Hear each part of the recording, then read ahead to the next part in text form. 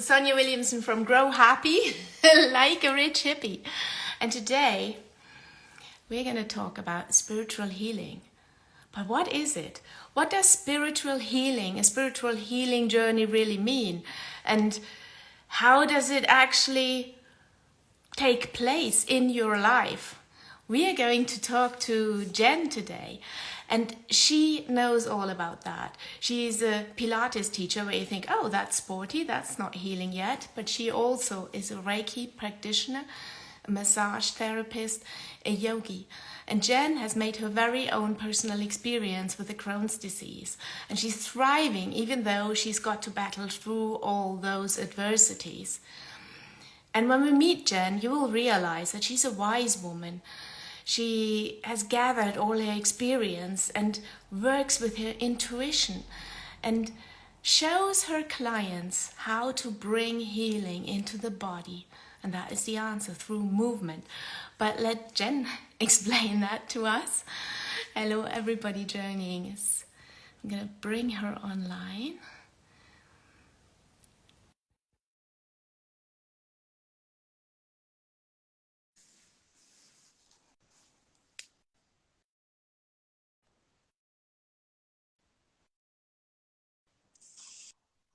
Jen, you're here. Oh,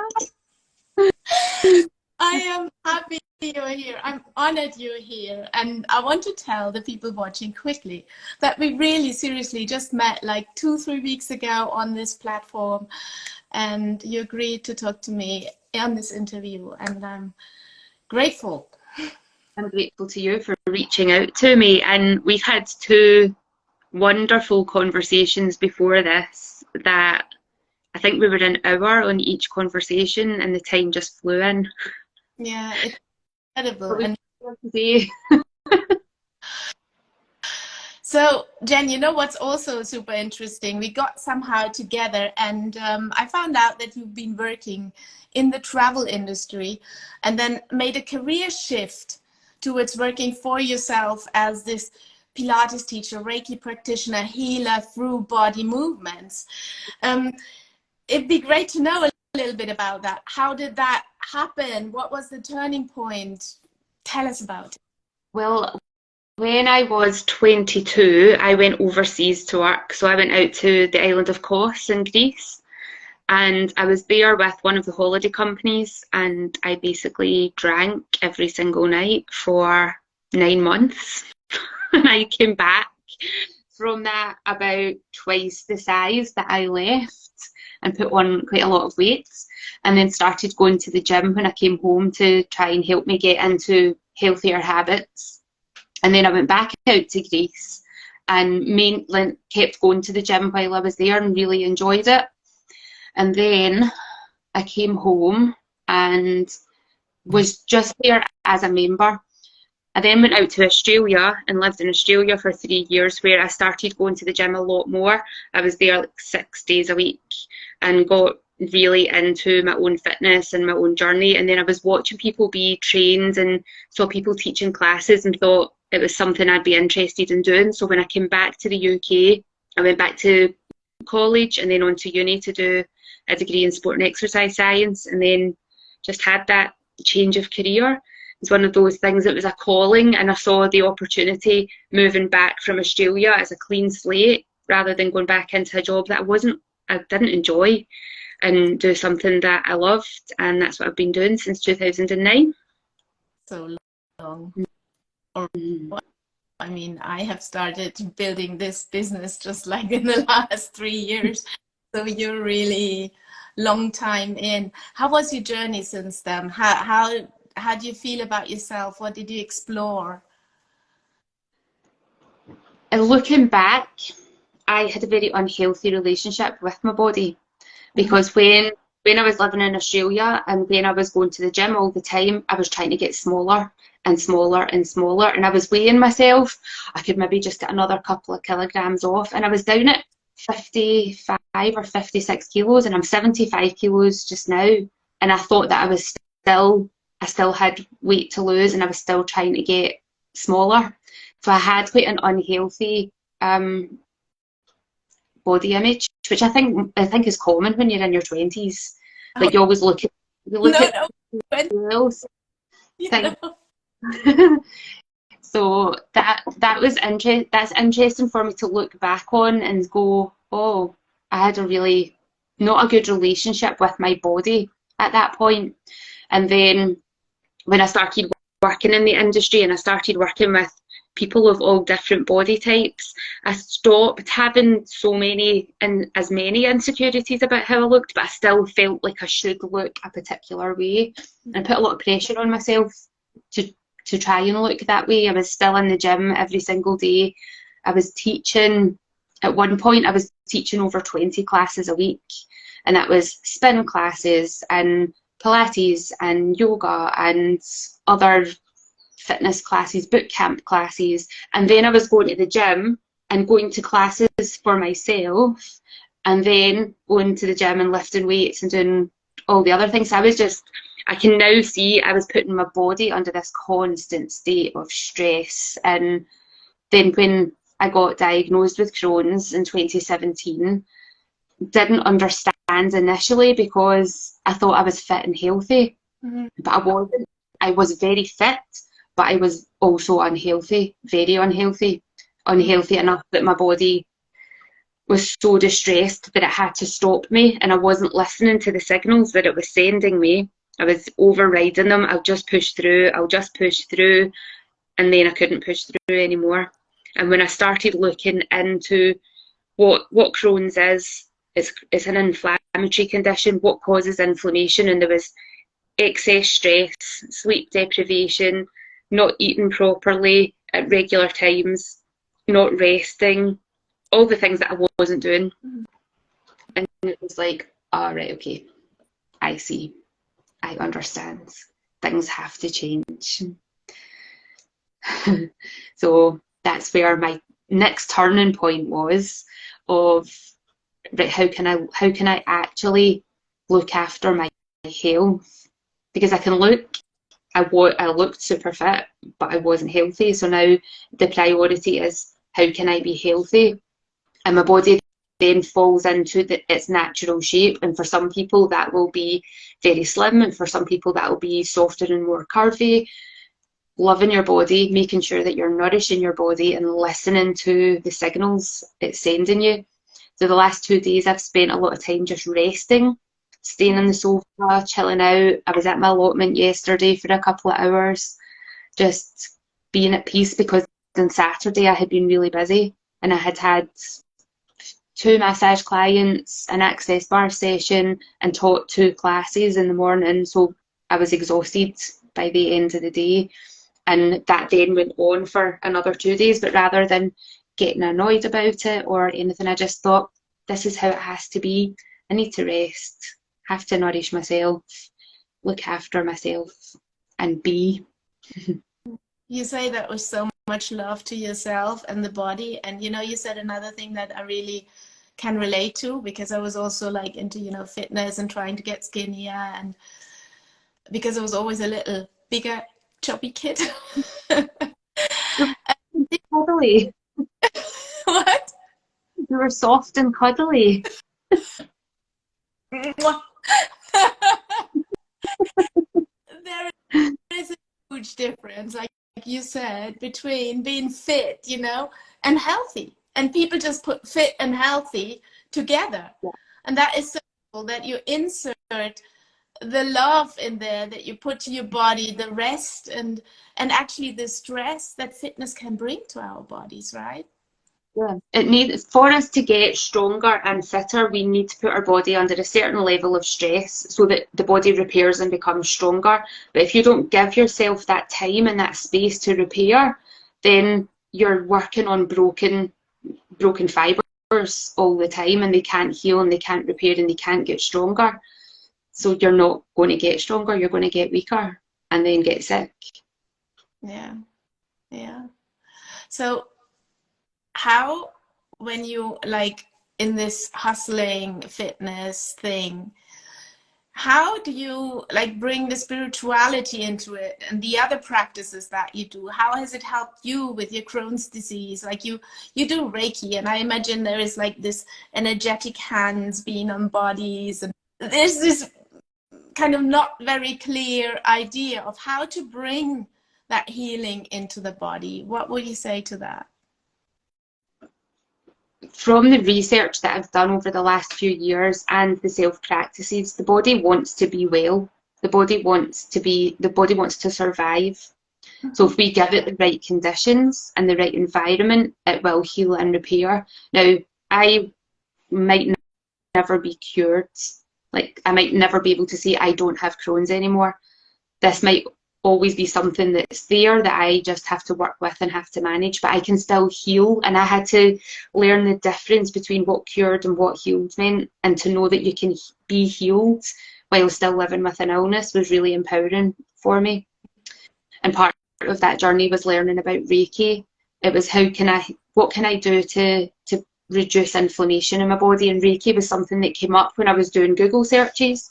I know quite a lot of other yoga teachers that practice Reiki as well. Some people think it's a bit woo-woo and out there, but there's actually lots of research, and they use Reiki in hospitals to help, particularly with cancer patients, recover from chemotherapy and treatment. And they've done a lot of research and had like this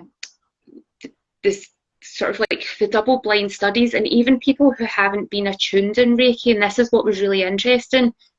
They had like a group of people that didn't have Reiki, a group of people that were getting Reiki from somebody who hadn't been attuned, and a group of people getting Reiki from somebody who had been attuned. And the two groups that got the Reiki, it didn't really matter whether or not that person had been attuned or not. The energy was still being transferred and there was healing still happening.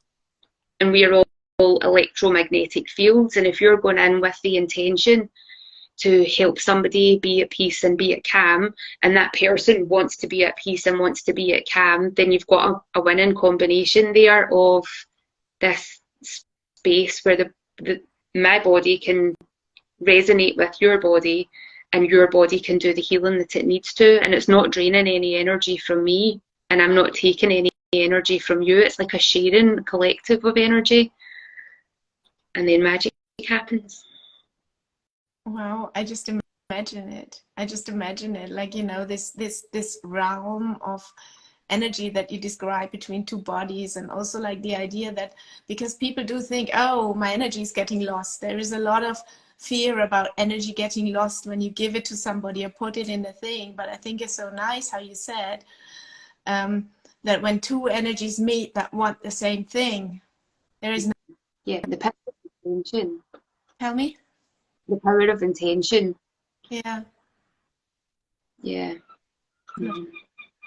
So how does, you know, I remember this story you told me when we had this chat about this older lady who wasn't there for a while in her Pilates class with you.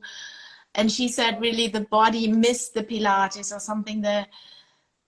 And you said you had these reoccurring things, and also with older ladies, like in the menopause. And what is happening with the body when they go to your classes and then they miss it out? What can you tell us? I'd love to dive into that a bit. Well, every time we move our bodies, we are massaging our own bodies. Every time you breathe, your lungs expand into your rib cage, and your rib cage pushes out. So the bones of the rib cage attach into your breastbone at the front and into your spinal column at the back, where your nervous system runs. So every time that subtle movement happens, you're getting a massage at the front, a massage at the back. Your lungs wrap around your heart, give your heart a hug, give your heart a squeeze. Your diaphragm, which sits at the bottom of the rib cage in a dome shape when you breathe in, that pushes down, massages all your lower organs, so your bowel, your stomach, your liver, your spleen, everything down there. It gets pressed down and it gets massaged.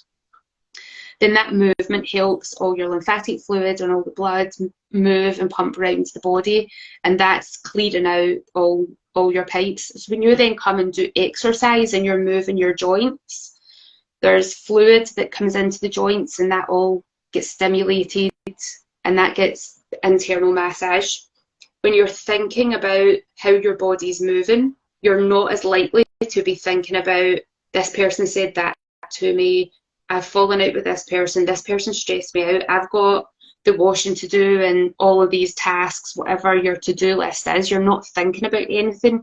You're in a space where it's just you, your breath, and your body. So then you become more relaxed, and you're doing a bit of exercise, which is getting the muscles stimulated, the muscles activated.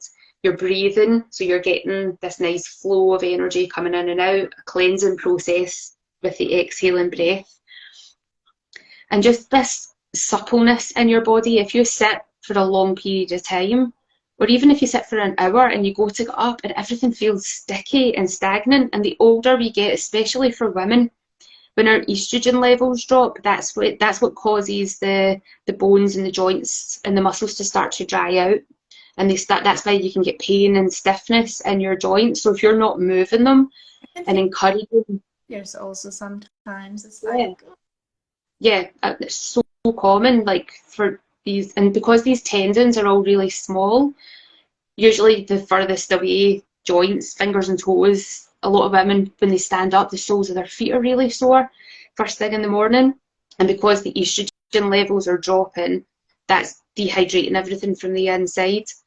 And that's why we start to get stiff and sore. So we have to move so that we're nourishing the joints, nourishing the body, getting all the fluids moving around to keep them more flexible and more pliable and supple. wow. So this lady, obviously she was going with you, and then she had a little break and coming back, and it's like the bones in the body inside saying thank you for the massage. yeah. And you don't really think of it as a massage because you're lying on the floor and you're maybe moving your arm, but that means the shoulder joint's getting massaged, and then when you're doing some twists, all of your spine's getting that movement, and your hips and your knees.